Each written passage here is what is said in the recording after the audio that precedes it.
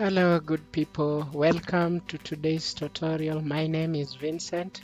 So today we are going to learn about how to insert pivot tables in our database to help us have some pretty analysis of our records that we do have in Excel. So let's today take an example of what we have in an Excel. We have some data here that we can be able to analyze.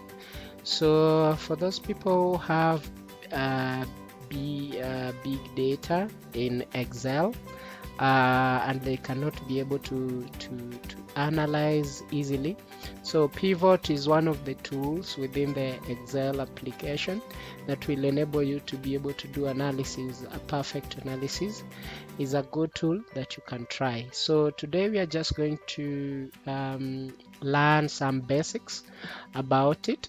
So let's dig in and start. So you click on insert, then under insert we have pivot table and recommended pivot tables. So let's click on recommended pivots table. So Microsoft do recommend for you a pivot table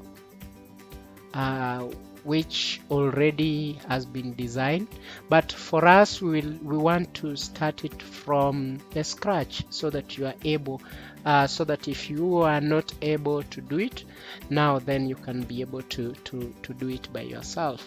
So we are not going to use the recommended ones, but we are going to start from the blank pivot table so that we can be able to know what we can be able to add on the row and the column within the pivot table and how we can be able to analyze our records. So let us cancel this and click on pivot table. If you click on the pivot table, the pop-up window will give you two options. It will give you use an external data source. So maybe if you have an external data source, maybe there are systems that you can be able to generate maybe data, maybe your sales data through different formats. So other systems give different formats where data can be generated from. So the generation of data can be either in CSV file or in a PDF format. So you can be able to choose from. So Excel also give you an option to choose from the data, maybe from any other system, not necessarily Excel application itself. Then we have you can choose to analyze your data within the first worksheet or the worksheet, that the existing worksheet, or you can be able to create a new worksheet. So for us to be able to do analysis well, then we are going to choose new worksheet. Then you click OK. When you click OK, a new worksheet will be created. So you can be able to rename this. Right click on it, then rename. We can say pivot analysis, pivot analysis, or sales analysis, sales analysis. So once that is done, then on our right or your left hand side, you will the fields will be listed automatically. So we click on make. We want to know the make of the vehicles that we do have on the side of the database. So we click on it, then we add it to our row. Once you click on it, you can drag or you can double click on it and it will automatically add it to the side that you want. Then we want to know how many models do we have. So let's say we have Nissan. We have Nissan, but within our database we have sold maybe 10. So we want to know under that how many do we have? How many Nissans have been sold? Is it 1? Is it 10? Is it 5? Is it 2? So in that we want to know the counts of the vehicle that have been sold. So for us to be able to know the count, we are going to use the model. So we click on the model, drag it to where the value section is. Then it will let us know how many model counts do we have of different vehicle, of different make of a vehicle that we do have. So for example, we have Charlotte, we have 1, we have Ford 1, we have Honda, how many? 2, we have Nissan, we have 1, we have Toyota, we have 2. So 2 have been sold already that are existing in database. So as much as we continue to do sales, the number will be able to automatically be populated. So as much as the database of sales is being updated every day, then as well the database the pivot table is also going to be automatically updated. So that we will look into it in advanced level on how we can be able to do all that. So then what our focus is on how we can be able to attain the profit margin. What is the profit margin of a vehicle? Let's say a Nissan is costing 10,000.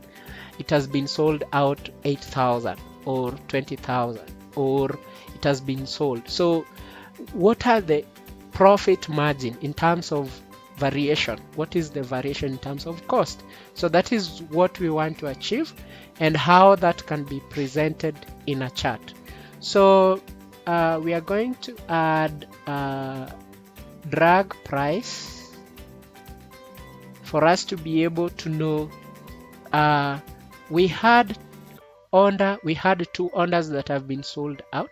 So we want to know accumulatively what has been sold out in terms of price. We know the price for a vehicle, let's say one car is sold at maybe 5,000. Now because 2 have been sold out, so we will have around 20,000 or so, or 5,000 if the car was being sold at maybe $2,000 or $5,000 or $4,000. So in summation we will get that depending with the counts of the vehicle that has been sold out. So the number will increase depending with what has been sold out. So we drag also cost, we add it there. There we go. So all that is analyzed here.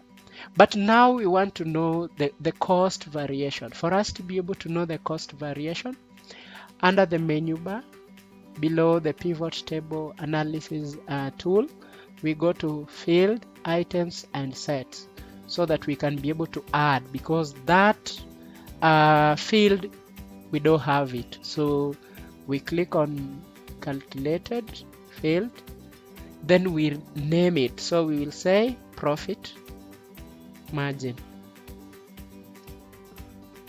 Then under profit margin, what do we want to achieve? We want to know the difference between the profit, the price of the vehicle, that is the market price, and now what the difference between the market price and the buying price.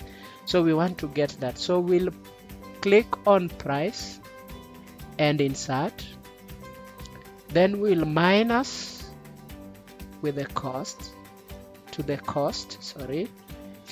Then we click add, then okay. Then you see that profit margin has been added on our right hand side, or our left hand side, it has been added, and it has automatically been added to our table. So meaning we can be able to deter the profit margin that the company or we have made so far in terms of sales. So because sales, we want to know how much have we gained out of what we have sold to our clients. So this is the profit margin so far. That's it. Then we come to insert. We want to present this in a pivot chart, so that it gives us a very good presentation in a graph or in a pie chart presentation that is so easy to understand. So we click on pivot charts and insert. You can choose that, or you can choose a pie chart or a bar chart. Depends with what you want. How you want it to be analyzed. So you can choose from all this. So let's choose from the column charts or bar charts. So let's click OK. So when you click OK, that data that we've analyzed will be smartly presented on a chart like that. So it gives a kind of a very good presentation to what we do. So that's it, and thank you so much for listening. That is what we wanted to learn today.